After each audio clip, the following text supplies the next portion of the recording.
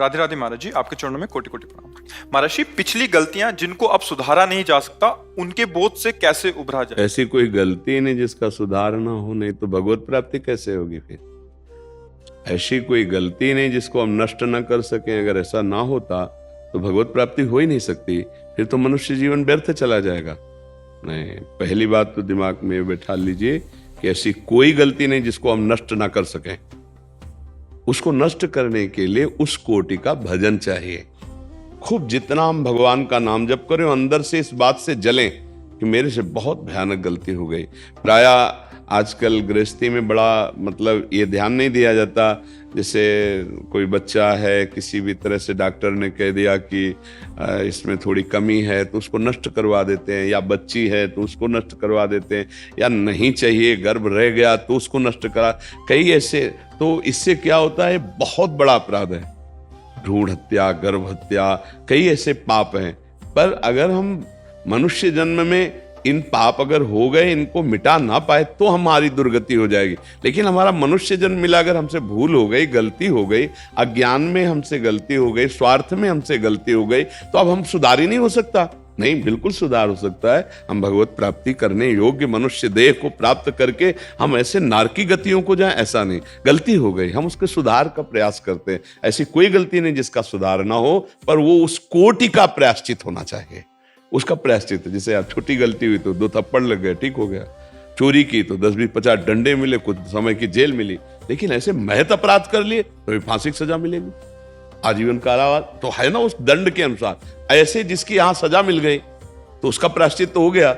लेकिन कुछ ऐसे पाप है जो प्रायश्चित नहीं हुआ, और हमने वो पाप किए हैं और पूर्व में भी किए हैं, तो उनका प्रायश्चित करने के लिए ही मनुष्य शरीर मिला है। सबसे बड़ा प्रायश्चित है उठते बैठते चलते फिरते नाम जप शुरू कर दें। सबसे प्रार्थना है, नाम संकीर्तनम यस्य सर्व पाप प्रणाशनम। नाम के बल से पाप मत करो, लेकिन जो पाप हो गए उनको भस्म करने की सामर्थ्य नाम में। जैसे जंगल का जंगल पूरा है और दावानल अग्नि लग जाए तो भस्म कर देगी, ऐसे ही पाप का जंगल भरा है, उसको नष्ट करने के लिए अग्नि के समान भगवान का नाम है। जैसे 2 लकड़ियों की रगड़न से अग्नि पैदा हो जाती, चिंगारी, ऐसे जिह्वा से नाम राधा राधा राधा राधा राधा, इससे दिव्य ज्ञानाग्नि प्रकट होगी, सारे पापों को भस्म करके आपका मंगल कर देगी। पर वो निरंतर अभ्यास में लाओ, चलते फिरते उठते बैठते सेवा करते, कोई पैसा लगने की जरूरत नहीं। इसमें पैसा लगता है? हम कह रहे हैं अपवित्र पवित्रो असर्वावस्थांगतो पिवा यह स्मरेत पुंडरीकाक्षम सवाभ्यंतरा शुचि। अपवित्र हो या पवित्र कोई मतलब नहीं। राधा राधा राधा, श्याम श्याम श्याम श्याम, वो अंदर और बाहर दोनों जगह से पवित्र कर देगा नाम। अंदर के सारे पाप को नष्ट कर देगा, बाहर के विघ्नों को नष्ट कर देगा। पर भजन होना चाहिए। पहली बात तो ये सोचे ही ना कि अब हमारे पापों का नाश हो ही नहीं सकता।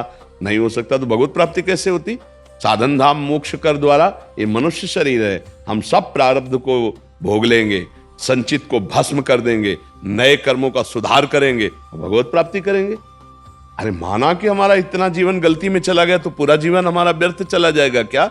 गलती हो गई, अब उसका सुधार करेंगे। मानव जीवन सुधार के लिए मिला है, क्यों, किसका प्रश्न है? हाँ, तो सुधार के पक्ष में रहिए। हमसे जो भूल हो गई, हमसे जो गलती हो गई, प्रभु हैं वो हमें क्षमा करेंगे। हम उतना साधन करते हैं, नाम जप करते हैं, धर्माचरण करते हैं, पुनरावृत्ति गलती की नहीं करते हैं, पक्का सुधार हो जाएगा। नहीं तो भगवत प्राप्ति फिर कैसे होती है? अगर मनुष्य जन्म भगवत प्राप्ति के लिए है और पापों का नाश ना हुआ तो फिर भगवत प्राप्ति कैसे होगी? उठते बैठते, इसीलिए सबसे प्रार्थना करते, उठते बैठते चलते फिरते, माला से, काउंटर से, बिना माला, ऐसे जबान हम बोला राधा राधा राधा, वो गया हमारे सरकारी बैंक में, वो प्रभु के चरणों में गया। तुम गिनो या ना गिनो, वो गया। उसको ये नहीं कि अब हम गिना नहीं और समर्पित नहीं किया तो कैसे समझ। जब हम राधा राधा राधा कह रहे हैं तो श्री जी सुन रही हैं और उस श्री जी के पास नाम जा रहा है, उसका फल हमें अवश्य मिलेगा। नाम जब अपने प्रभाव से ऐसे पापों के अंधकार को नष्ट करता है जैसे सूर्य भगवान उदय हुए तो सब अंधकार गया। आज का सत्संग अगर सुनना ना सुने हो तो सुन लेना, बहुत संतोष मिलेगा, बहुत बल मिलेगा। नाम महिमा का बहुत सुंदर गान था। तो नाम ही है जो जीव का परम कल्याण। अब कलिकाल है, क्या साधना हो सकती है? आप लोग खुद ईमानदारी से देख लो मना स्थिति क्या है। इसलिए जबान से राधा राधा राधा राधा, न पैसा लगता है ना हम तुम्हें दान पुण्य की कह रहे हैं। जैसे हो खूब कमाओ खाओ धर्म पूर्वक चलो, राधा राधा जपो, भगवत प्राप्ति हो जाएगी। खूब नाम जप करो। देखो ये अध्यात्म है, ये पैसा वाला नहीं है। बिना पैसा के भगवत प्राप्ति वाला मार्ग है। अध्यात्म का मतलब क्या होता है? अगर यहां भी पैसा तो फिर सब गड़बड़ हो गया ना। हाँ, कुछ नहीं, 1 रुपए की जरूरत नहीं। धर्म पूर्वक कमाओ। कभी किसी को भूखा देखा तो अपनी भोजन की थाली का भोग उसको दे दो। हम एक टाइम भूखे रह सकते हैं, तुम पालो, ये बात है। और नाम जप करे तो अब ऐसा नहीं कि दूसरे को, मतलब आप बहुत बड़े शासन में पद में हो, दूसरे को अधर्म पूर्वक दबाया जाए, उससे धन लिया जाए, फिर दशांश से दिया जाए और तुम्हारा मंगल हो जाएगा। तो नहीं, लेने वाला और देने वाला दोनों नरक जाएंगे। क्योंकि पापाचरण कभी किसी का मंगल नहीं कर सकता, अधर्म कभी किसी का मंगल नहीं कर सकता। पापाचरण बंद करो और जो तुमने गलती की है उसका प्रायश्चित करो और नाम जप करो, घर में ही पवित्र हो जाओगे। परमार्थ में, भगवत प्राप्ति में पैसे की 1 पैसे की जरूरत नहीं है। प्रभु बाप को बाप कहने के लिए किसी सरकारी लायकात की जरूरत नहीं है। हमारा जन्म सिद्ध अधिकार है भगवत प्राप्ति करना। उसमें किसी की दलाली की, किसी के सपोर्ट की बिल्कुल जरूरत नहीं है। हाँ, हम भूल गए हैं वो मार्ग, तो वही भगवान गुरुदेव के रूप में संत की वाणी में बैठ के अपना मार्ग बता रहे हैं, हम उस पर चल देते हैं। यह लेन देन वाला थोड़ी विषय है, चलने वाला विषय है। अपना मन भगवान के नाम में लगाओ, अपने आचरण शुद्ध करो, धर्माचरण। कोई नशा मत करो, मांस मदिरा, ये सब जो गंदी बातें हैं, इन व्यभिचार, पराई माता बहन, ये सब बंद करो और नाम जप करो, सब ठीक हो जाएगा। जो गलती हुई भगवान सब क्षमा कर देंगे, बड़े मंगलमय हैं। अब ऐसे सोचो कि आप भोगो विषय, गंदे गंदे आचरण करो और पापाचरण करो और किसी को महीने में बांध दो 1 लाख 2 लाख 4 लाख और वो भजन करके तुम्हारे पाप नष्ट कर देगा, कदापि नहीं। ऐसे जो खान पान करते हैं उनकी बुद्धि पाप से सन जाती है। भीष्म पितामह जी जब आखिरी में बाणों की सैया में पड़े हैं, 6 महीना व्यतीत हो गए, जब देखा भगवान ने कि अब अंतिम होने वाला है ज्ञान का सूर्य, तो युधिष्ठिर जी से कहा चलो ले लो चल करके ज्ञान। नहीं, ऐसा महात्मा युगों में पैदा होता है। भीष्म जी बड़े महात्मा, अखंड बाल ब्रह्मचारी, परम ज्ञानी। तो गए वहां, पांडव और द्रौपदी जी भी थी। जब ज्ञान की वार्ता करने लगी तब उन्होंने द्रौपदी जी ने कहा कि पितामह आज तो बहुत ज्ञान की बातें कर रहे हो। उस समय क्या हुआ था जब सभा में मैं चीख चीख के पूछ रही थी, उस समय क्यों नहीं बोले थे? ज्ञान कहां गया था आपका? तो उनका बेटी क्षमा करना, उस समय पापी दुर्योधन के अन्न के प्रभाव से 6 महीना हो गए बाढ़ पर पड़े हुए, सब रक्त बह गया, अशुद्ध और भारी पीड़ा से प्राश्चित हो चुका। अब मेरी बुद्धि शुद्ध हो चुकी। अब जो प्रश्न करोगे उसका उत्तर दें। समझ रहे हो?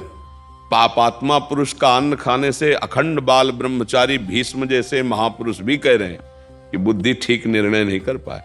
तो अगर अधर्माचरण से कमा के आप दान भी करोगे तो पाप ही होगा, क्योंकि वो भजन के लिए बैठा था, उसकी बुद्धि भ्रष्ट कर दी। तो पहले तो तुमने पाप किया, पाप की कमाई दी तो उसकी बुद्धि भ्रष्ट हो गई और डबल पाप। पाप से कभी धर्म नहीं होता। इसलिए हमसे जो गलती हो गई उसका समाधान करेंगे। जैसे कभी ऐसे अपराध बन जाते हैं जो अभी पीछे हम बोले, तो भगवान का आश्रय ले ले। भागवत में सप्ताहिकी संस्कृत से जो मूल है उसके पाठ में बहुत बड़ी सामर्थ्य। धुंधकारी महापापी था, जे ही 7 दिन पूरी भागवत सुनी तो विमान आया, भगवान के स्वरूप को धारण करके वो गया विमान में। तो जैसे कोई महत पाप है, ऐसा लगता है उसको कैसे दूर करे, तो पूरी भागवत वो जो करवाई जाती है वो ना करवा के, मान लो अर्थ नहीं है तो एक किसी विद्वान को जो भागवत का ज्ञान रखता है संस्कृत से, 7 दिन वो पूरी भागवत का पाठ कर ले और अनुष्ठान जैसे होता है अनुष्ठान कर दे, तो निश्चित बड़े से बड़े महत पाप का नाश हो जाता है। पर भगवत प्राप्ति के लिए आपका स्मरण करना अत्यंत आवश्यक है। धुंधकारी को विमान आया और भागवत सुन रहे थे, विमान नहीं आया। तो गोकर्ण जी ने प्रश्न किया कि विमान एक क्यों आया, भागवत तो हजारों सुने। बोले भूखा प्यासा रहकर मनन किया, स्मरण किया, चिंतन किया, इसके सारे पाप नष्ट हो गए। ये लोग मनन नहीं किए, चिंतन नहीं किए, अब अगली बार अगर भागवत को मनन चिंतन करे तो इनको भी भगवत प्राप्ति हो जाएगी। तो भागवत सुनकर तो प्रधान अपराध जैसे गर्भ हत्या, भ्रूण हत्या, कोई ऐसा पाप बना और उसका दंड नहीं मिला तो वो नष्ट हो जाए, और नाम जप करके अनंत जन्मों के पापों का नाश करके हमें भगवत प्राप्ति करनी। मनुष्य जीवन इसलिए मिला है भाई, सही माने में अगर आपने भजन नहीं किया तो मानो मनुष्य जीवन जैसे परम लाभ को आपने नष्ट कर दिया। जब यहाँ से जाओगे तो आपके हाथ में न पद रहेगा, न ये हाथ रहेंगे, न शरीर रहेगा, न बैंक बैलेंस रहेगा, न कोई मित्र रहेगा, आपको अकेले